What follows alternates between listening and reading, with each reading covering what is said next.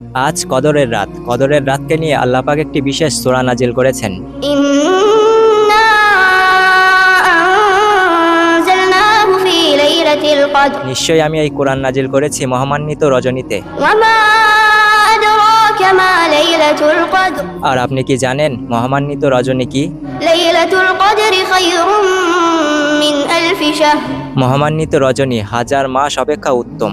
تنزل الملائكة والروح فيها بإذن ربهم من كل أمر সেই রাতে ফেরেশতাগণ ও রূহ জিবরাইল আলাইহিস সালাম তাদের পালনকর্তার নির্দেশ প্রত্যেক কাজের জন্য অবতীর্ণ হয়। سلام هي حتى مطلع الفجر সেই রাত শান্তিই শান্তি ফজর উদিত হবার আগ পর্যন্ত।